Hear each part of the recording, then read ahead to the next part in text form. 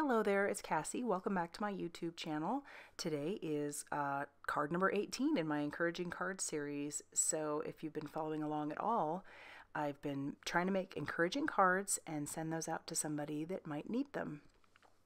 So I have started off with a stamp set called Autumn Fairies by Poppy Stamps, and I'm only using the leaves and one of the sentiments. And pardon my voice, I feel like I'm getting a little bit of a cold, so what I've done is I have a piece of Nina Desert Storm cardstock, and I have trimmed that down to 4 inches by 5 1/4, and I have some Versamark ink, and then I have those leaves all lined up on a stamp block, and I have covered that with my embossing powder bag just to kind of keep powder away from the places that I don't want it.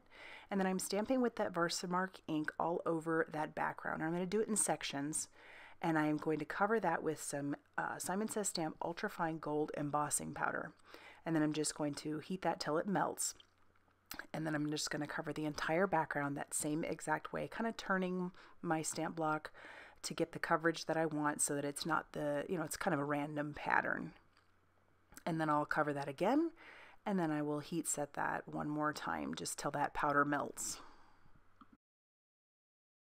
Now I have some Express It cardstock, which is actually my favorite cardstock to color with Copic markers over.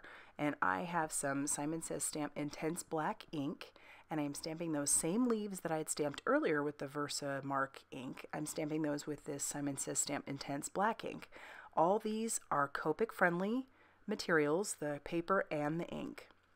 And I'm just stamping all 4 of the leaves that I had used earlier. I'm stamping them 3 times so I can get a good variation. At this point, I'm not exactly sure how many leaves I want, so I figured the more the merrier, because these would be some pretty simple images to color. And so I'm going to start coloring with the Copic markers, and I have those up in the corner.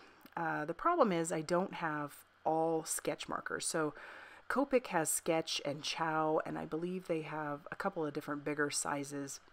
And I have the sketch and the chow, and these ones that I'm using right now are sketch markers. The difference is they just hold a little bit more ink, and it makes it a little bit more, or a little bit easier for those of us that do videos to be able to show you without having to just type it up on the screen what colors that we're using. And so with my red, you'll find out that I have a sketch and a chow, but I'll tell you which ones I'm using. So I've picked some colors by using my hex chart that I got from Sandy Allnock. These are typically colors that I probably wouldn't use together, but that hex chart makes you look at things a little bit differently, and I will link that down below if that's something that you might be interested in. But so I'm using G21 and YG63, and I actually really love the way these colors blended together. And then for my reds, I'm going to use Y17, or YR17, which I'll show you. That's my chow marker, and then R27. One of the things with red markers, I don't know if I've ever said this before or if this is something that you've realized or noticed on your own, but the R markers tend to bleed a little bit more. So sometimes when I have a lot of blending that I want to do, which in this case I don't, I won't go all the way to the edge with my first color. But since I'm not doing a ton of blending with these, I will go ahead and go right to the edge. But you will find that if you tend to do a lot of blending, your reds will seep out to the edges, past the black line. So sometimes when I'm coloring with those, I don't go all the way to the edge. So I've just decided that I'm going to take that R27 and just kind of blend it out, and that'll be it for the reds. Now for my orange leaf, I started with this Y21 and this YR14, and you will find that I actually don't like that. It's pretty, but I wanted it to be a little bit more orange, so I will cover those. I went ahead and followed through, and then I decided at this point that I didn't like that. So I went ahead and covered them all with the YR14, and then I'm going to grab a YR18, which is a little bit darker orange, so that there would be a good contrast in my orange and my yellow leaves. And so then when I'm done with this, I will fussy cut all of these out because I don't have the matching dies, which I don't mind, but fussy cutting does take a little bit of time. So I just went ahead and fussy cut all these out. And now for my card base, I have just a piece of green cardstock from my stash that I'm scoring at 4 1/4 inches. So this originally was an 8.5 inch by 5.5 inch card, that I scored at 4¼ inches. So this will be a side folding A2 size card.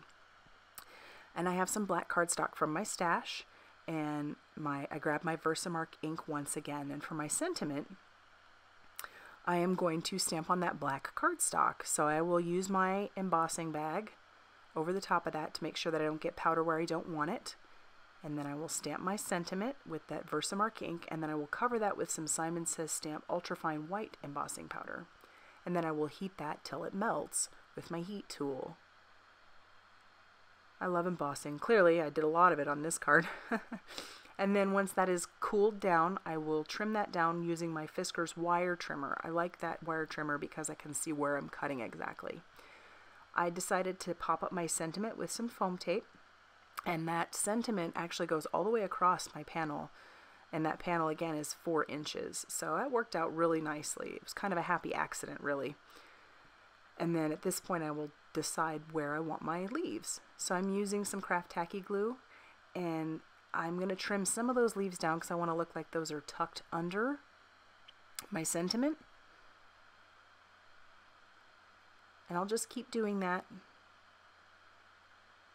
And then I'll stick one of those next to the sentiment, and then that final orange leaf will go underneath.